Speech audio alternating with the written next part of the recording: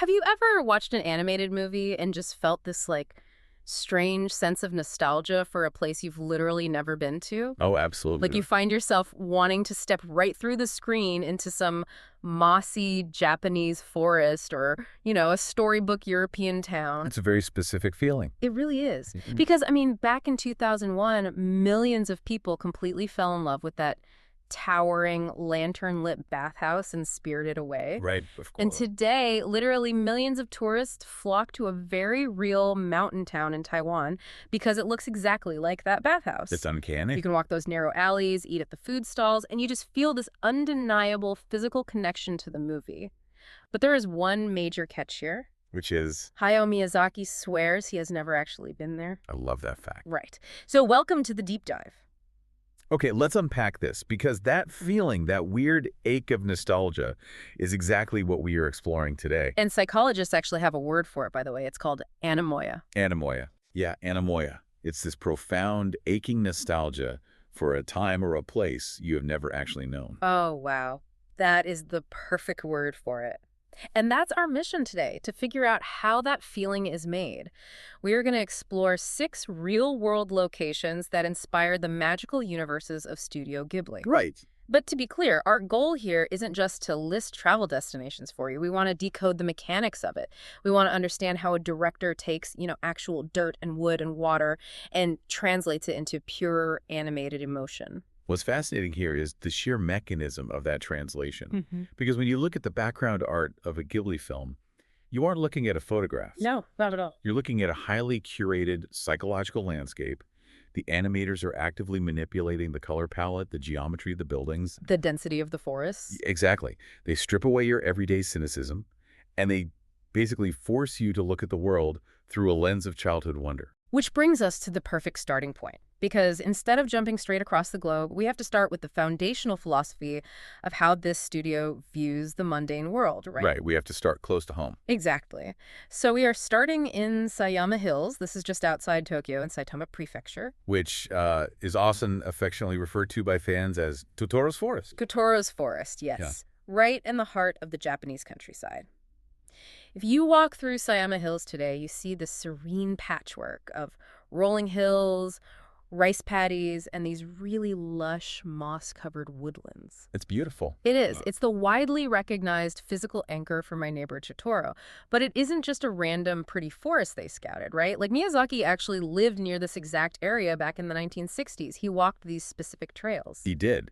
And that lived experience completely dictates the animation style. Because if you think about it, in the 1960s and 70s, Japan was undergoing this rapid, aggressive urbanization. Right. Cities were booming. So when the animators sat down to paint the backgrounds for Totoro in the late 1980s, they weren't just, drawing trees. They were actively trying to capture a vanishing rural harmony. Wow. So it was almost like a preservation effort. Exactly. They used very specific soft watercolor techniques to blur the harsh edges of reality. They amplified the brightness of the greens. They exaggerated the softness of the moss. It functions almost like a hyper-realistic filter on your phone. Oh, that's a good way to put it. Yeah, but instead of boosting the saturation, it boosts the nostalgia. It takes a regular mossy rock and paints it the way you remember things from when you were like 7 years old. Everything is bigger, brighter, and inherently safe. Safe is the key word there. Yeah. And when you visit the 120-year-old Kurosuke's house in Sayama Hills today, it just hits you. You walk on the tatami mats, you slide the paper doors, and you realize the animators didn't invent the feeling of that house. No, they didn't. They just isolated its best qualities and committed them to celluloid. It's like stepping onto a live-action movie set. They even have playful recreations of the set sprites there. I love that. Yeah. It really is about emphasizing harmony. The humans in that landscape are living in total equilibrium with the agriculture and the woodland. Right. And we see that exact same philosophy applied when the studio shifts its gaze from the deep woods to the coastline, specifically the town of Tomonora. Oh, Tomonora. This is such a great pivot. So we're moving from the quiet countryside to this gentle, historic Edo period fishing port. It's situated right along the Seto Inland Sea down in Hiroshima. Right. You have these gentle waves, ancient stone breakwaters, and these beautiful rows of traditional wooden houses stacked right against the water's edge. And Miyazaki actually spent 2 months living in a cliffside house there in 2005. Which became the direct architectural and geographical blueprint for Ponyo. Yes. But look at how the animation treats the water in that film compared to the real Seto Inland Sea. Oh, it's so different. In Tomonora, the water is calm.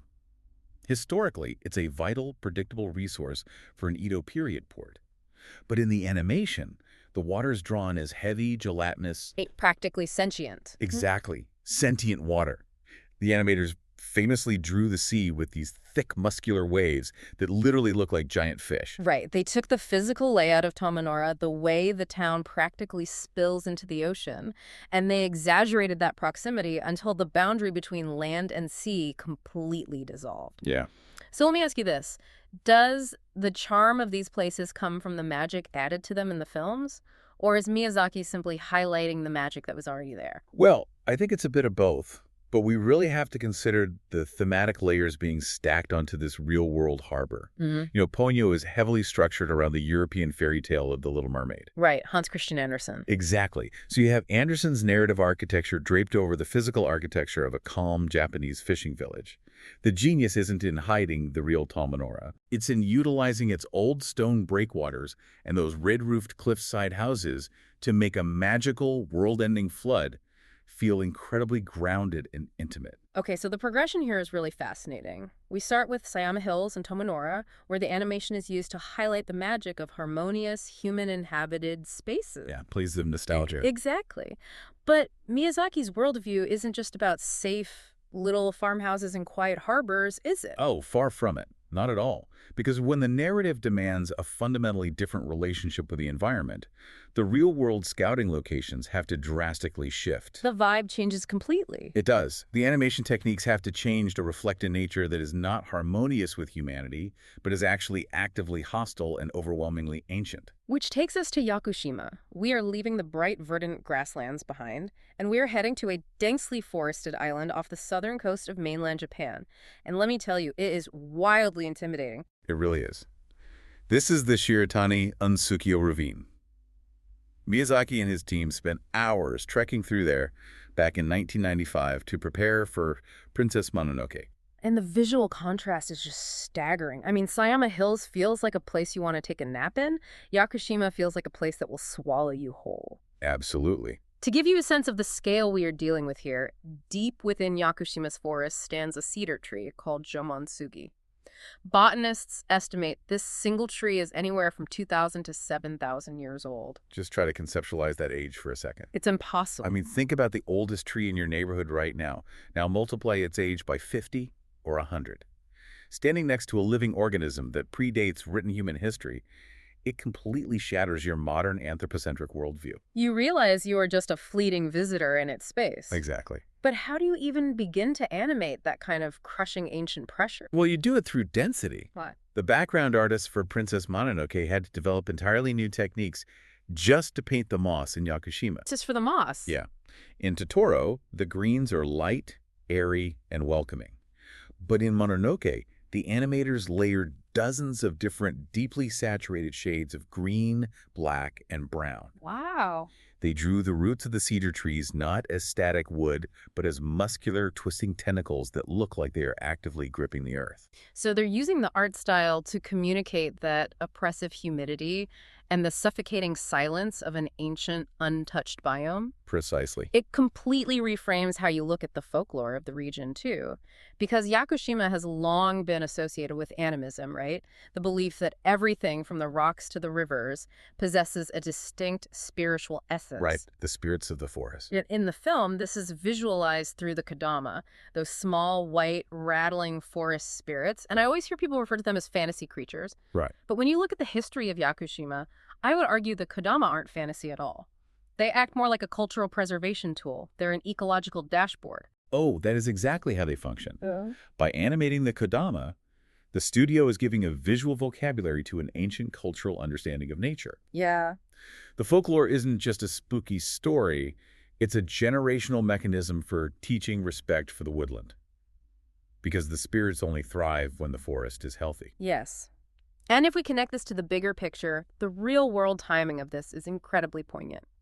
Yakushima actually became Japan's first UNESCO World Natural Heritage Site in 1993. Just a few years before the film was released. Exactly. So the animation basically served as a massive global cultural preservation tool, broadcasting the value of these ancient ecosystems to millions of people who would never otherwise set foot on that island. It really demonstrates the profound responsibility of the animator. You aren't just drawing backgrounds, You are translating the physical weight and the historical memory of an ecosystem onto the screen. But this rigorous, almost anthropological approach to location scouting isn't just limited to Japanese forests and fishing towns. No, not at all. Here is where it gets really interesting. One of the most famous hallmarks of Ghibli is their incredibly convincing European settings. And they don't achieve that by just looking at postcards, Yeah. They cross the globe. They apply the exact same level of scrutiny to a brick wall in France as they do to a mossy rock in Yakushima. Let's pack our bags. We are heading to the western coast of Sweden's Gotland Island. We are walking into the town of Visby. Ooh, Visby.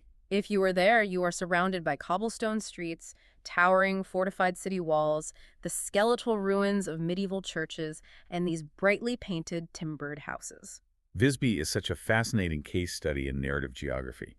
Its history stretches way back to the Viking Age, but it really exploded in wealth and prominence during the Middle Ages as a principal hub of the Hanseatic League. Okay, we need to pause on the Hanseatic League for a second because this is crucial. For anyone unfamiliar, the Hanseatic League was essentially the Amazon logistics network of the Middle Ages. That's a great analogy. Right. It was this massive, powerful, commercial and defensive confederation of merchant guilds. They controlled trade all across Northern Europe.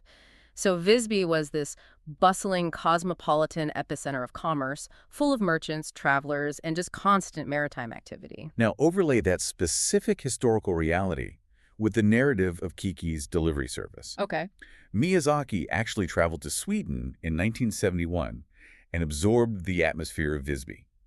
Almost 2 decades later, he resurrects that exact medieval merchant energy to build the fictional city of Kuriko. It clicks together so perfectly because Kiki is an independent young witch trying to launch her own delivery business. Right. She is literally an entrepreneur trying to find her footing in a busy, intimidating new city. What better architectural and historical blueprint for a story about commerce, logistics, and independence than a former powerhouse of the Hanseatic League? The architecture actively supports the themes of the script. When Kiki is flying her broom over the red-tiled roofs and pastel facades of Kuriko, the animators aren't just drawing a generic European city. No. They are drafting the specific urban density required for a thriving market economy.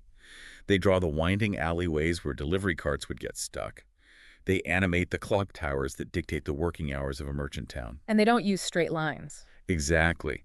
The secret weapon of Ghibli's architectural design is the intentional avoidance of perfect geometry. Which perfectly brings us to our next European stop, Colmar, in the Alsace region of northeastern France. Ah, a town that essentially defines the concept of storybook German Renaissance architecture. Truly. If you walk through Colmar's Little Venice district, you are navigating flower-lined canals and endless rows of brightly colored, half-timbered houses. This is the undisputed DNA for Sophie's hometown in Hal's Moving Castle. It is. But to your point about geometry, when you look at how those buildings are animated in the film, they aren't rigid.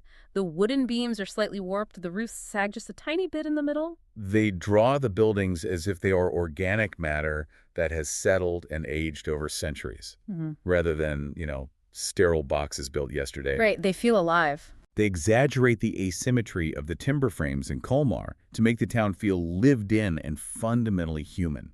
And you can see this most clearly with the 16th century Feister House in Colmar. Have you seen pictures of this place? Oh, yes. The frescoes are incredible. Right. It's this famous building with highly ornate frescoes, an octagonal turret, and these wraparound wooden galleries. If you pause Howl's Moving Castle during the scenes in the town square, the Feister House is literally right there in the background. It is undeniably the same building. But, and this is key, it is rendered through that specific anemoic lens we talked about earlier. Yes. It's bathed in a warmer, more nostalgic light than exists in reality. The animators take the factual existence of the Feister House and tweak its proportions just enough so that it feels completely natural for a massive, clanking, mechanical, magical castle to be roaming the hills just outside of town. That's amazing. They harmonize the historical architecture with the fantastical elements until you literally can't tell where the textbook ends and the fairy tale begins. I love that. which perfectly sets up the final destination of our deep dive today. Where are we heading? Well, we've traced the very real, very documented connections between physical geography and animated worlds. We know Miyazaki lived in Sayama Hills. We know he scouted Visby and Colmar. We have the paper trail. Right. But what happens when the art becomes so culturally ubiquitous and the aesthetic so recognizable that the audience simply decides a location is the inspiration, entirely independent of the creator's actual process? Oh, this raises an important question about the life cycle of art. Because once a piece of media is released into the wild, it stops belonging solely to the director. The fans take over. The audience takes ownership, Oh. and they start projecting the emotional weight of that art back onto the physical world. Let's go to Jiufen, Taiwan. I mentioned this in the very beginning. Jiufen is a mountain village with a really complex history. It was a thriving gold mining town, operating under Japanese occupation until 1945. And because of that history, the architecture is this incredibly unique blend of Japanese and Taiwanese styles. Today, its old street is a labyrinth of steep stairs, hyper-narrow alleys, and thousands of glowing red lanterns. The visual and atmospheric parallels to the spirit realm in Spirited Away are practically aggressive. They really are. At the center of it all is the Amei Tea House. It's this towering, multi-story wooden structure draped in red lanterns, sitting right on the edge of a steep incline. Anyone who's seen the film looks at that building and instantly sees Yubaba's sprawling, magical bathhouse. With a one-to-one visual. Yeah.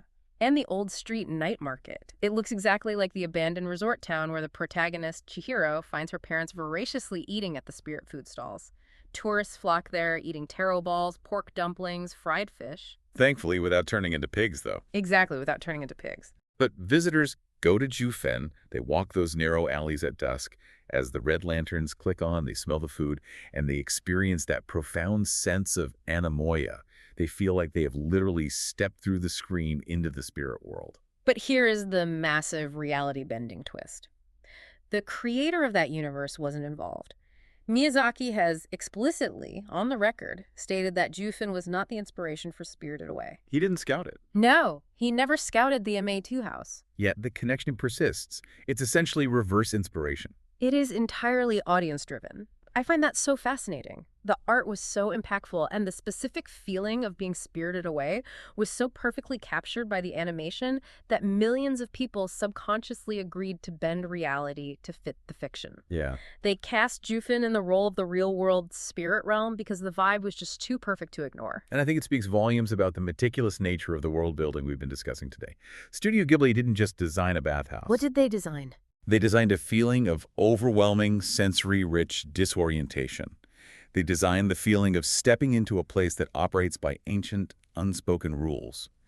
That feeling is so universally human that you don't need a map or a director's commentary to find it. Right. You can stumble into a lantern-lit alley in a Taiwanese mountain town and recognize it instantly. So what does this all mean? We have gone on a massive global and psychological tour today. We unpacked how the soft watercolors of Sayama Hills preserve a vanishing rural harmony. We did. We stood next to a 7,000-year-old tree in Yakushima and realized that the kodama are actually an ancient ecological dashboard. We traced the medieval logistics of the Hanseatic League to understand a flying delivery witch in Sweden. And we examined the wonky, organic architecture of Colmar. Exactly. And finally, we looked at how an audience's collective imagination can actually rewrite the cultural identity of a mountain town in Taiwan. I think the ultimate takeaway here is that the animation we've discussed today acts as a tool for re-engagement. Re-engagement with reality. Yeah. We so often walk past the architecture in our own cities, or the trees in our own parks, without really seeing them. We let routine blind us to the texture of the world. That's so true. What this specific style of animation does is train your eye to look closer. It invites you to look at a slightly crooked brick building or an unusually dense patch of woods in your own neighborhood and recognize the inherent ancient narratives hiding right beneath the surface. You don't have to fly to Sweden or Japan to experience it. You just have to change the lens through which you are viewing your own commute. Okay.